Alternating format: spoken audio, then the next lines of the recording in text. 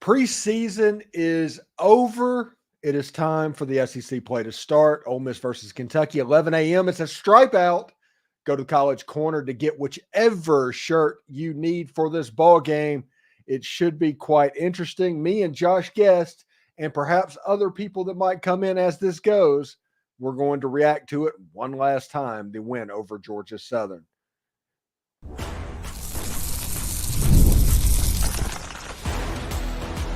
You are Locked On Ole Miss, your daily podcast on the Ole Miss Rebels. Part of the Locked On Podcast Network, your team every day.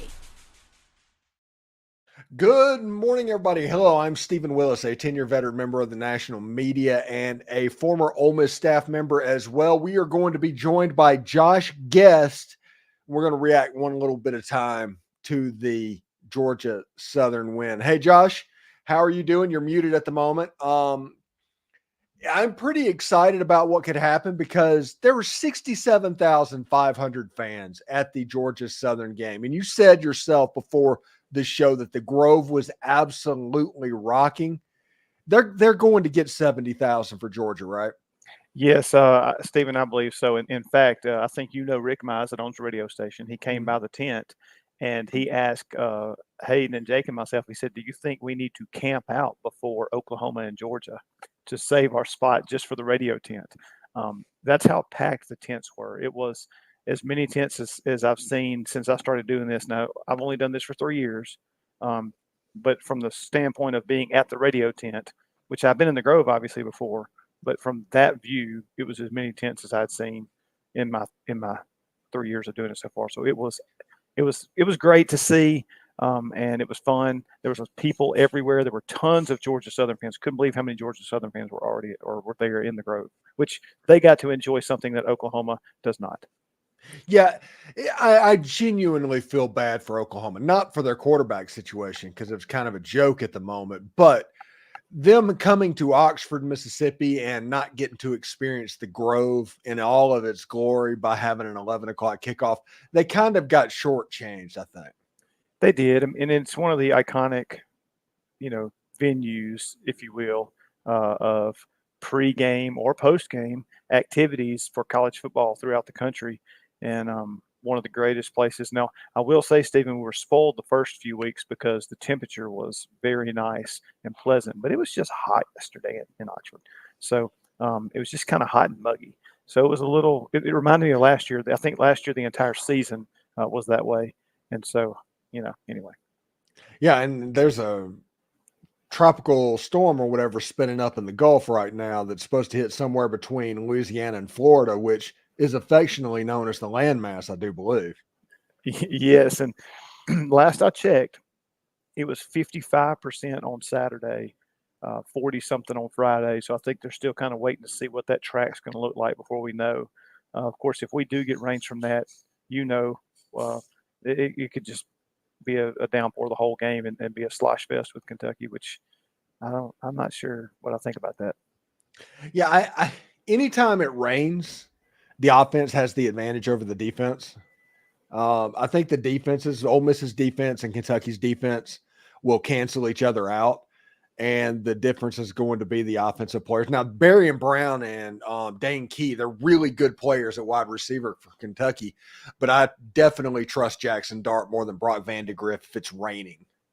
Yeah, and I think I could just say I trust Jackson Dart more than, and just let anybody else fill in the blank. Literally, I'm dead serious about this. If you told me that I could have any college quarterback in the country or Jackson Dart wins that 10 times out of 10. It's not even close. Yes, and you have it at the bottom of the screen. Harris, 11, 225, 2 TDs. If you told me I could have any receiver in the country in college football, I would take Trey Harris. One thing that's crazy with Trey Harris, he had that huge game against Georgia Southern. He has 650 yards receiving already through 4 games of the regular season. He is on pace this year if this keeps up, which it probably won't, but it's still probably going to be absurdly high numbers. But he is on pace for like 115 receptions and 1,900 yards and like 12 touchdowns at this point. Yeah, just ridiculous numbers. So it sort of reminds me, production-wise, of Megatron back in the day. He was widely considered unstoppable, and then went into the league and did great things for quite a while, and actually won me a lot of fantasy games along the way too. On tomorrow morning's Locked On Ole Miss podcast, we drill down in the first segment on Lane Kiffin talking about how this team has a chance to be really elite. And him talking about that, and not just talking about it, but talking about it the way he was talking about it. His tone of voice, just matter-of-factly, not him blowing smoke or anything like that. And that lets me know that Lane Kiffin really loves this team. He might have said he loved 2021 Ole Miss. He might have said he loved 2023 Ole Miss, but the toys that the Rebels have this season, it's pretty much second to none for Lane Kiffin. And he realizes that, hey, this offense has gotten over 600 yards in 4 straight games for the first time in SEC history. The margin of victory over 4 games, the 220-22 score, is the highest in SEC history. And Jackson Dart's the leading passer by like 200 yards in the country. This offense is freakishly good right now. And the defense against Georgia Southern, we can all wring our hands about penalties, and that's what we do. We're going to find nitpicks to go after. But the fact of the matter is, Georgia Southern had less than 200 yards, and the only way they got into the end zone was by tricking Ole Miss. Yes, and Stephen, you mentioned, I saw that presser for Lane afterwards, and not only did he say that this team could be elite, and he talked about he had a great collection of players and could they become a team and how they had shown some things already. But even when he kind of hinted at some of the things they needed to do to become that elite team, in my mind, and maybe this is just Homer Josh talking, but in my mind, he said it in a way that he thought that it was going to happen. Like they were going to clean up the silly penalties. And he said, look, we're not going to be the least penalized team because we do play physical. We play fast. We play hard. We play violent. So there's going to be penalties, but what we have to do is get rid of the ones that we can avoid, the silly ones and that kind of thing. And I'm still bitter about the offensive pass interference on Trey Harris. Oh, that was terrible call. That's the weakest call in the history of college football. And I'm overstating it, obviously, but it was he didn't even extend his arm. He just had his hand on him. Well, even the announcers were like, he extended his arm. Like, what do you mean? Where did his arm get it? Can I see that again? I mean, I just didn't see it. And I don't know what the rule is. J.J. Pegues, the first face mask, it was his forearm that ripped the helmet off. I don't think his hand ever touched the face mask. Now, maybe I didn't see the right angle, but maybe that's still a penalty. I don't know. But it was not a grabbing of the face mask and ripping the helmet off, which is what it looked like. Well, I will say this. The Georgia Southern game, Chris Pupal, it was one of the most fun that I've had watching a player play linebacker for Ole Miss since way back when P. Willie was running around. I mean, it was that type of aggression, that type of violence. It was fantastic. Well, and I was trying to come up with comparisons. I mean, he looked like, Sonic the Hedgehog when he was in his little super roll, speeding after people, or like fat, like when Mario hits the boost or whatever. It was just, it was crazy to watch him go after him. And it was a lot of fun too, because like you said, it's like pure joy, just like in his press conference when he talked about the defense, seeing Pegues get to play on offense and jumping over the line and how special that was. And I mean, you could see how giddy he was in the press conference, just thinking back to that moment. Yeah, it was really cool. All right, so when we come back, we are going to talk more with Josh Guest. We're also going to turn to your questions in the comments. If you had any questions, leave them in the comments. Don't forget to put your name and where you are, because we are curious to where you're coming from, and so we can get your perspective on the air as well. So do that. But first, I do want to let you know about NFL fans. You can start the season with a big return on FanDuel. It's America's #1 sports book. It's the place to bet which side of Ole Miss being minus 18.5 against the Kentucky Wildcats for Saturday's game, or the over-under right now, which is at 51.5. Ole Miss would have covered that 51.5, gone over the over-under. in 3 of the 4 games this season alone by themselves. So when you get a hunch in the middle of the game, you can check out the latest stats, the latest play-by-play, so much more on the same page where you place your bets. You'll get started with $200 in bonus bets guaranteed when you place your first $5 bet. That's FanDuel.com. So, Josh, let's go into the chat room and take some questions because they are going to, they're going to have some stuff. So let's see what they have to say. And we're going to start with Gary Grizzard. And they said, will we get Jared Ivey back Saturday? Maybe. One thing's for sure is nobody's going to know about it, but maybe.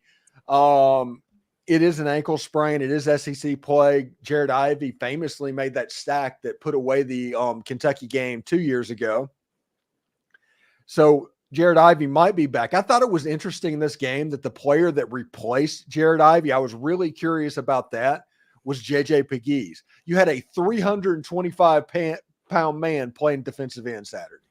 You did, and, it just speaks to him. And he did well. Man, he did. Yeah. It speaks to his athleticism, his quickness, his agility to be able to do that.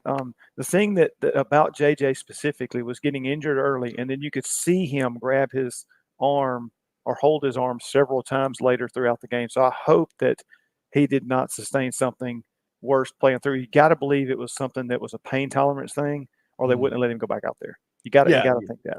Yeah, they would not have put J.J. Pegues back in the game and let him dive over the pile if there were concerns about what J.J. Pegues was going to do against Georgia Southern. This wasn't Kentucky or South Carolina. Heaven forbid it wasn't Georgia. But they're not going to do that against Georgia Southern as well. This question, Pat0311 says, it's always good to see J.J. come back in and take contact. That's absolutely the case. Tampa Zeke says, I have to say there was something different about Kiffin at his press conference in a good way. I am sensitive to small details. I've made a career out of it. Kiffin is committed to Ole Miss. Yes. And you can hear everybody talking about the only people that talk about Lane Kiffin going elsewhere are people that are attached to the other schools at this point because they have wishful thinking. Those schools obviously would want Lane Kiffin because why would you not want Lane Kiffin, But that doesn't mean that Lane Kiffin wants them, and Lane Kiffin isn't looking for the first thing smoking. He does sound like a person that he's here. He's planning completely about a championship run in football, and he's acting completely that way. Like he got mad about the Wake Forest rescheduling thing for 2025. That's not what a guy with one foot out the door would even care about. So, I think Lane Kiffin, he's at least committed to Ole Miss. I think we survived this year. Next year might be a little bit different, but I think they survived this year. Yeah, I completely concur with Tampa Zeke's comment. The penalties have gotten worse in the last 2 weeks, some bad calls, but the intentional face mask stuff is bad. It's not intentional. It's just grabby. That's all it is. They're just trying to grab whatever they can get. But it's not intentional. You don't get to play if you do intentional face masks because that drives coaches insane. Social media has lit up about Tennessee just jumping us. The dust will settle starting this week. Dart will get more recognition as well. Do not worry about the AP poll. All of those guys are smartest guys in the room type deal. So they're going to move up. I think Brett Murphy has had Ole Miss 5th, has had Ole Miss 10th, and has had Ole Miss 6th or 7th. He just moves stuff around. It's not worth getting over because Tennessee has to play Alabama and Georgia. Georgia has to play Alabama and Texas and Ole Miss. It's like if Ole Miss wins their games, they're going to end up second in the country and playing in the playoff with a bye. So don't worry about the rankings. Be excited about them because you're a top 10 team, but don't be worried about them. Brett Ford says, is there still not a locked on Mississippi State? I like listening to Blackerby while they're down. I would do the same for State. Believe it or not, somebody was like that close to signing the contract. It was a radio personality in Central Mississippi that was that close to being the locked on Mississippi State person. It fell through at the very end. I do not know what happened. But I hate that there's no locked on Mississippi State because everybody knows how I like to kick anthills, and that would be an easy anthill. Yes. Yes. And with some fired up ants. Yes. Yeah, that's just kind of what they do. Let's see. We have Brittany Whitaker. Brittany tuning in from Lake Charles, Louisiana. It was great to see Pegues back out there, but I'm definitely worried about all these penalties that we continue to see. Do you think they get better? I do think they get better, genuinely. I think they're a little bit handsy, but they're always, it's just like Lane Kiffin said, they're not going to be the least penalized team in the SEC. They play way too physical, way too violent, just in the way they play the game to not get penalties from time to time. The ones that they need to avoid is the drive-saving holdings. That's the thing that needs to go away. They need to quit being so handsy. And if you look at what happened against Georgia Southern, it was about 10 minutes of that.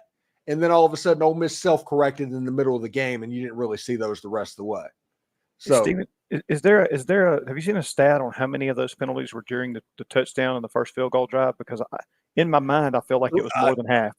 On one of the field goal drives, 45 yards, 3 15-yard penalties happened that kept that drive alive. And on that touchdown drive that they drove down the field, I think there was at least 2 or 3 on third down that happened. Georgia Southern had 17 or 18 first downs in the game. 6 of them were off penalty. Yeah. So it does need to get cleaned up, but it can get cleaned up. And I think, like you said, I think it's what Lane was talking about when he said we can be really elite. He was talking about cleaning up I don't know what the word is, silly penalties, the ones that you can avoid. But we're still going to have some, as he said. Yeah, absolutely. Tampa Zeke with, hi, you noticed it too. Seriously, I haven't trusted Kiffin to stay, but his latest news conference made me believe that he's committed to staying in Oxford. Yeah, I think he's in Oxford at least for a year. Because he genuinely likes it here. And he's probably had the conversation with his family members and all of that. They're kind of putting down roots at the moment at Ole Miss. And with the fact that with the way he's going, it could be Kiffin Field at Vaught Hemingway Stadium if the way this keeps going with the statue and the whole 9 yards. I think Kiffin, whose obsession has been, let's do something that's never been done, I think he's enjoying what's going on at Ole Miss right now. And he's the king of Oxford. I mean, yes. Let's face it. If we go to the playoffs this year, he's the king of Oxford and will always be. Brett Ford says, hotty toddy from Collierville. Roland Morris said, Chris Paul is a beast. I'm so glad to have him. Dude is everywhere. It's been the first time since P. Willie that I saw a linebacker that kind of made me feel like that, going sideline to sideline. And the alligator roll. Everybody remember the P. Willie tackle that he used to do back 20 years ago? The alligator roll where he just roll. I saw Chris Paul do that as well, and I just kind of smiled. Yeah, pretty good. Pat 0311, Pooh wakes up on game day and chooses violence every single day. Yes, absolutely. Should be pretty good indeed. So we are going to take another break. When we come back, we will continue your comments. We're here with Josh Guest as well. He is the YouTube Mr. Guest 6034. He has his name down there, so you'll know whenever he comments on the show. But first, I do want to tell you about this. Not that button. I hit the wrong button. But here we go. All right, Game Time is your place to get Ole Miss tickets, with killer last-minute deals, all-in prices, views from your seats, and the lowest price guarantee. Game Time takes the guesswork out of buying Ole Miss tickets.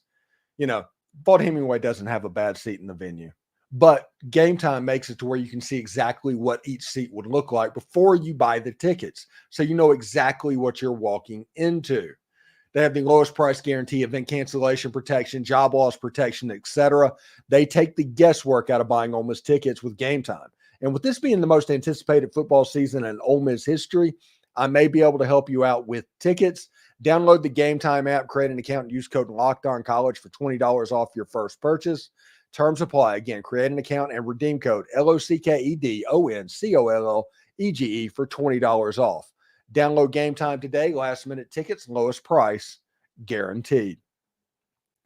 So, Josh, we will continue this talking pretty consistently because game time, that last read, I genuinely think that Ole Miss might have 400,000 people in Oxford for Georgia. So if you have a house in Oxford, you might want to consider renting it if you're not going to be in it, because I imagine you can make all of the money in the world. Yeah, I mean, any good season we've had in the last decade has been very nice renting houses out in Oxford, even all the way out. I assume that we could do so here in Taylor as well. Anything close to Oxford, anything that's if it's a structure that someone can rent, they'll do it, because that's always been, Stephen, going back to the days when I was at Ole Miss and you were at Ole Miss, and that the hotels would always fill up, and everybody was always looking for something or staying out of town somewhere else because there was just nowhere to stay. I'm genuinely concerned about getting the radio equipment to the Grove for Oklahoma, for Georgia, possibly beyond. If we somehow get to Georgia undefeated and beat them, I may just take the radio stuff to the Grove and just camp out there the rest of the season. Yeah. And if there's a playoff game, if Ole Miss hosts a playoff game, there's no chance. Yeah. I mean, there's no hope for anybody. There will be 500,000 people in Oxford, Mississippi. It'll be like the Texas game in 2011 on steroids. Yeah. I have to get a helicopter to get dropped off at the Grove. Yeah, it's absolutely nuts. All right, so back to the comments board. Pat0311. When do we get some Loom merch available? I want a shirt with Steven's face plastered on it front and center. A ladies' man. I like that. We are working on merch. We are genuinely working on merch. Tegna is very sensitive about merch and very sensitive about basically me selling anything other than talking on the air. They're more than happy with me saying everything, but as far as selling anything, they're very weird about it. So we're working on that. There should be something probably in the next year or so. I think we're pretty close right now to having our own Roku and Amazon Fire app for Locked On Ole Miss that you can go into and see exactly what's going on. So it's growing. I think potentially there could be we do a newsletter now. I do a newsletter that I put out, but it's not done to where it's widely circulated. It's not like a true newsletter. It's for me to get used to that workload, for instance. So expect sometime in the next 4 or 5 months for an actual newsletter to drop as well. So my newsletter that I'm doing right now, like I said, is just a workload and getting used to doing that on a daily basis so that when it happens, it won't completely screw up my world. So there's other stuff that is coming from Locked On Ole Miss over the next couple of months that everybody should pay attention to, honestly. James Mendoza says, go Rebs from Tupelo. Ryan had to win the first 4. We did it. Now the big boys come to Oxford. Well, Kentucky's coming to Oxford. Brittany Whitaker, fourth quarter show was amazing, by the way. What was it, Josh? It was some fireworks, right? I believe there's some fireworks. Oh, it's like the powder blue fireworks, right? Yeah, they did a whole show, and it was during the second half, and that was, planned that way to be in the second half on purpose. Yes, makes sense. It makes sense. Pat0311, please don't ever let Steve Robinson start at Locked On Mississippi State. I'm not trying to tune in only to want to jump off a building. I do not think Steve Robertson is ever going to be the Locked On Mississippi State person. I genuinely do not. Travis T. Hi, Steve. Hey, bud. Hudson Albers, everyone's talking about penalties. We've also played significantly lesser opponents. It's almost a disadvantage us playing us without throwing a few. When the SEC play comes, they'll let them play. Yeah, a little bit. Yeah. They'll let them play a little bit, especially now that we don't get Alabama. Yeah, that'll help. Brittany Whitaker, what about Dart making history and breaking records? First quarterback in 20 years to throw for this many yards. Even Joe Burrow didn't do it. All the LSU people that might be tuning in, Joe Burrow did not do this. Jackson Dart is ahead of Joe Burrow's pace. So everybody can get really freaked out about that. You say Lane is here for at least a year, but Knox is enrolling in Oxford next year.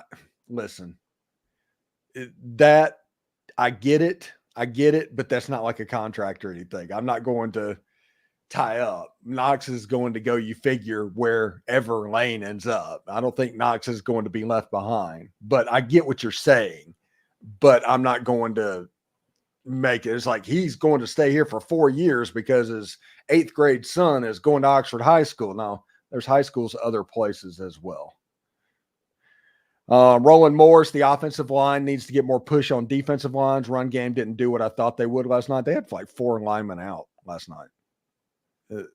They're a little bit beat up on the offensive line, but that was fine. If they would have wanted to, Jackson Dart could have thrown for 700 yards that night.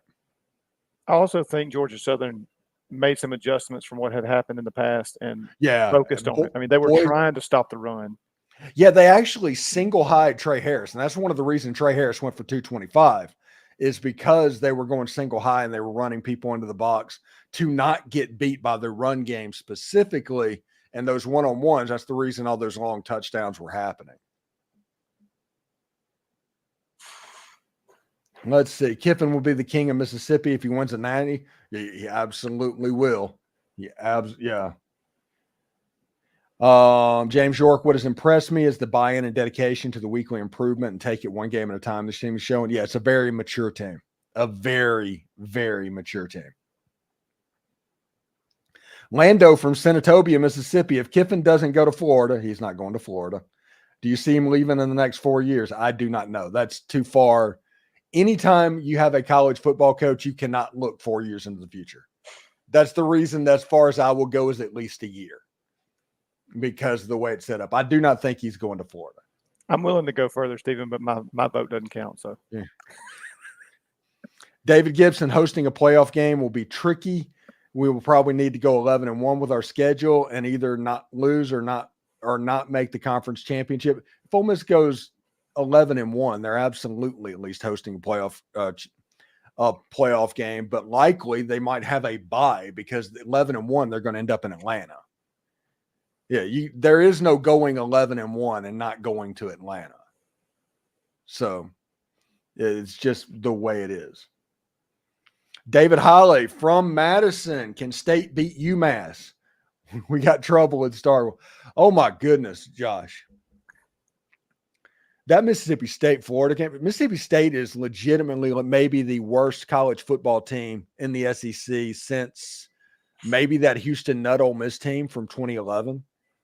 Stephen, I kind of, when the game came on, I fully expected to see the Waste Management logo with Smokey the Bear because that was the dumpster fire bowl. It was absolutely a dumpster fire on both sides. Old Graham Mertz looked great, but I could have looked great against Mississippi State. Right. And I can't throw a football more than 20 yards. KR Milam says, what record do you think Ole Miss is going, Steven? 1 second. I will tell you. Oh, wait. I don't have it in here. The Loom prediction is 11-1. I have Ole Miss 11-1. And likely that one more chance than not would be Georgia. But we'll see exactly how it goes. Nielsen, Jerome Dillard, Hottie Toddy, Jackson Dart, go with a shark emoji. Fantastic. And we'll close it out here. Brent Wells, y'all think we purposely didn't run any tight end plays so Kentucky wouldn't have the tape? We could have given Prescott a career game Saturday. The middle was wide open all night. It was. But I don't know if it was purpose, but the first option in this passing game is Trey Harris. He is the alpha dog. And as long as Trey Harris is eating the way that he was eating, there's not going to be secondary receivers that have big days. We'll do one more question. Trace Buffkin says, Hottie Toddy from Senatobia. The Rebs look to get Daugherty and Ivy back and dominate Kentucky on both sides of the ball. Really excited to show our dominance for an SEC opponent. So that is pretty awesome. Anyway, Josh, what do you got going on this week, bud? Man, just moving along with the semester. We do 8-week classes now, and so I'm all up in the middle of midterms and all that kind of stuff. All the school talk. Got a homecoming game for my Friday night football radio gig here for Lafayette in town, and so that'll be the big Friday night thing here. But just as far as the week goes, man, just kind of another week going through stuff and making things happen. All right. And you can become a Locked On Ole Miss insider by clicking the link that you see attached to me all the time. And join the Locked On Ole Miss Insider program. It's about $5 a month, but it's a 14-day free trial. We basically send you notifications of all the relevant news that you need to care about. But you can check that out. It's usually the link is in the description of the videos that are posted. So check that out as well. I hope everybody tunes in tomorrow morning. We do our What We Learned episode, and then it is on to Kentucky. That should be really good. And then tomorrow night, John Forcade will be returning to the show again as our Monday evening quarterback segment is returning. He's back in the country. So take care, Josh. Take care, everybody. I hope you have fun, and we'll talk to you all tomorrow. Hotty toddy, everyone. Hotty toddy.